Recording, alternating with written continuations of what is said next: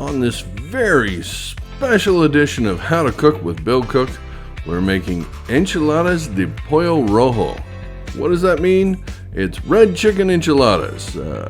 They're delicious, they're amazing, it's all in the marinade and the grilling of the chicken, and you're gonna love it. So stick around. What makes red chicken red? Why, the marinade, of course. And this one here has a bunch of really great stuff in it. First and foremost is the Achiote Paste. This comes from the annatto seed. It's earthy, it's not spicy, but we also added some ground Guajillo powder, some Ancho, some Paprika, some onion, some garlic powders, a little bit of cumin, some black pepper, and enough water to make it a slurry. Some people use oil as well. This one doesn't because I'm using thighs.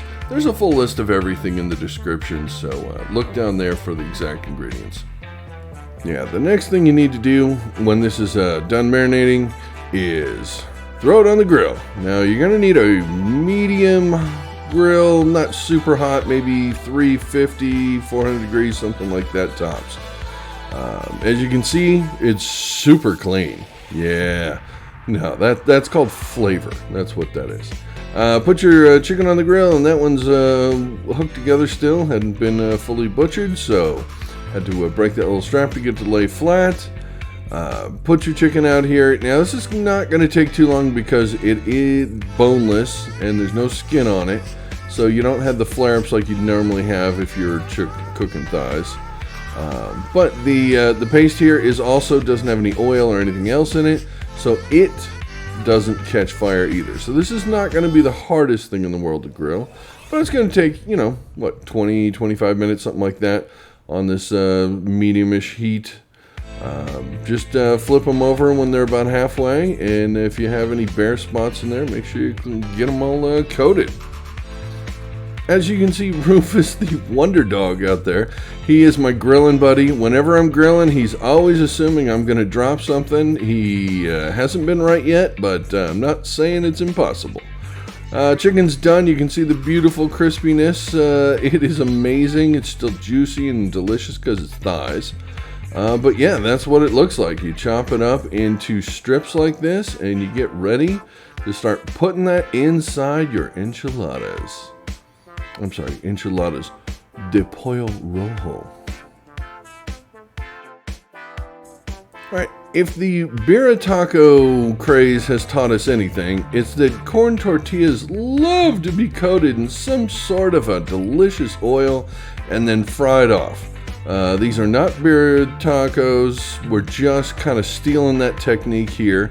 This is a chili oil that you either get from chorizo, the drippings from that, or you can make it. Maybe I'll do a video on how to make the chili oil, but basically in a flat griddle type of pan, just take your corn tortillas and flip them back and forth until they've cooked a little bit. You don't want them crispy because you still got to form them into enchiladas, but you just want to make sure that they're slightly cooked. This is cheating. To be fair, to be completely honest, this is flavor cheating right here. Packing this kind of flavor into the tortillas, seriously, if you haven't done this, you need to. But yeah, just flip them back and forth until they look about right. You just don't want that uncooked kind of tortilla flavor thing in there. So again, make sure you don't overdo it. Yeah, just continue until all your tortillas are done and waiting just to put them on a paper towel and get them ready for the next step. It wouldn't be red chicken enchiladas if you didn't use some red sauce. So this is a Hatch mild red enchilada sauce. It's delicious and it's amazing. And I love it. So I always tend to make one cheese and one chicken in each tray. People love cheese enchiladas, people love the chicken enchiladas. But this way you can have both. It's perfect. So just put a little cheddar, a little jack, roll them up, and there you go. That is an enchilada. This tortilla might be a little extra cooked, so it doesn't really want to bend. Make sure you don't overcook your tortillas. Okay, so let's try that again. Let's grab a bunch of chicken. Oh yeah, grab some strips here. The charred parts, all of this, everything is amazing. It just melts in your mouth as you're eating this. It's incredible. And if you want to put a little cheese inside, that's okay. I won't tell anybody. Adds a little flavor to it. And then just roll this one up. And I think I went a little short on that. That seems like I gypped it a little bit. So you know what? I'm going to put an extra piece of chicken in it. What the heck? No one's looking. Don't tell anybody. That one's mine. Now you got to do is put some more sauce on top of the enchiladas. And a little bit on the ends that drips off is fine because all of it's delicious. And yeah, just coat them up. Make sure you coat all the surfaces because you don't want the tortilla drying out. You know, you want it to be covered and delicious. So yeah, just coat them on up and be very particular about this. There you go. Now cheese. Copious amounts of Monterey Jack and cheddar cheese, please.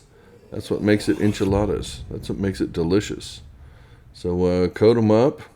And these suckers are going to go in a 350 oven until they've melted. This should take, you know, depending on your oven might be hot or cold, but you're looking anywhere from probably 15 to 20, 22 minutes, something like that.